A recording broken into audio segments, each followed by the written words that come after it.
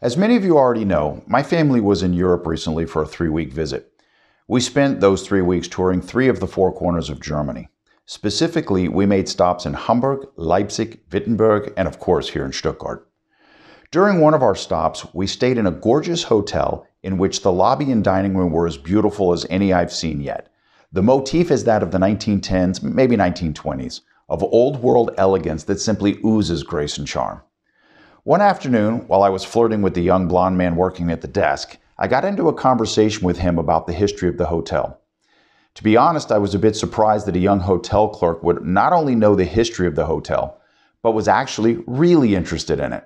And not only was he really interested in sharing it with me, but this guy actually abandoned the front desk in order to give me a private escorted tour of the hotel, sharing with me little bits of architectural history which doubtless go unnoticed by most of the guests. Anyways, turns out that the hotel began its structural life as a public bath for younger members of wealthy families. Each floor had a therapeutic function, crowned by a magnificent restaurant in its heart. To avoid any confusion, allow me to bluntly point out that the large heated pool in the basement below the lobby was clothing free. That means, of course, that the young men and the young women swimming downstairs did so in the nude. The saunas on the second floor were as well enjoyed in the nude. And here's a news bulletin for you. These places are still fully functional and popular today. But in this particular case, this bathhouse was converted into a stylish hotel in the 1970s. In mentioning the lobby to you, I'd like to relate to you an incident which took place with a particular family member of mine. In admiring the decor of the lobby, she discovered above our heads a series of plaster reliefs. I'll share those reliefs with you now. She so admired these works that she took a few photographs of them.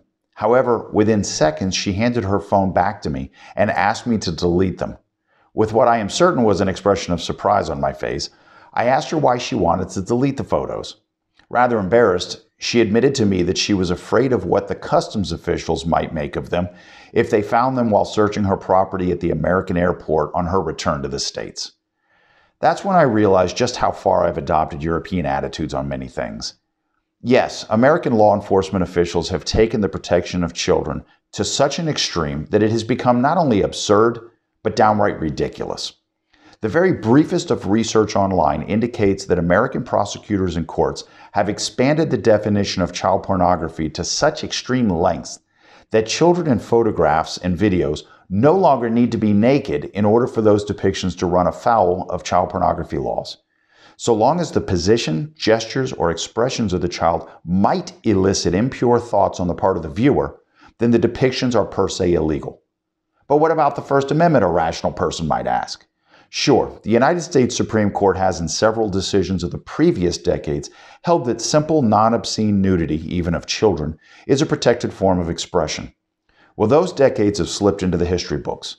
Those more moderate courts have been replaced with activist courts which have a very specific moral agenda in mind. I want to point out one other incident which occurred during our vacation. We were staying at a very comfortable private resort near Leipzig. Behind the main building was a large swimming pool set in the center of a gorgeous garden. In one corner of the garden, an open barbecue was being prepared. When the meat was being thrown on the grill, a man told 3 young girls in the pool that it was time to get out and dry off. So these 3 girls, whom I'm guessing were between 5 and 7 years old, climbed out of the pool, peeled off their bathing suits, and laid themselves completely naked on large towels in the grass. Absolutely no one paid any attention to these girls whatsoever. When it was time to eat, the girls pulled on t-shirts and shorts and joined the rest of us at the picnic tables. There was nothing shameful or inappropriate in the scene. Everyone simply went about enjoying the warm evening. The irony is not lost on me that the self-proclaimed land of the free has launched a crusade against personal liberties. A society which claims to be the leader in supporting free expression and free thought is actively seeking to limit personal expression and police personal thoughts through legislation. Let me say it another way. These social advocates are fully in support of free expression and thought, so long as those expressions and thoughts are in line with their own narrow views on the matter. But here's the deal. We need to have a rational and calm discussion about what should and should not be considered acceptable, appropriate, and legal. And rational and calm discussions on many topics are hard to come by these days. Well, let's start with me. I'm not afraid to speak out on those things that I believe are ridiculous. And this idea that any visual depiction of children, naked or otherwise, is per se pornography is asinine. Sure, there are some visual depictions which are indefensible and should be banned. Children engaged in sex acts is an obvious one. Naked children posing in such a way as to appear seductive should also remain illegal. I have no issue with those themes being classified as pornographic. But babies in a bathtub, children swimming naked in a local pond, hell, children sunbathing at a nudist resort with their families, for that matter, artistic depictions of the human body, is anyone seriously considering banning ancient artwork as child pornography? Anyone who has ever been involved in raising children knows that young children are born nudists. They harbor no shame about their bodies until we teach them that shame.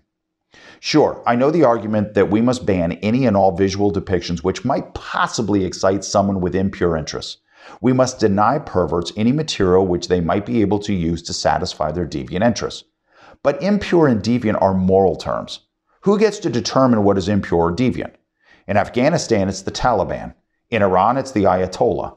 In America, it's the social conservatives. Make no mistake, the social conservatives are trying their damnedest to stack the courts and elect officials who will use the full power of the government to impose their narrow vision of morality on the rest of us.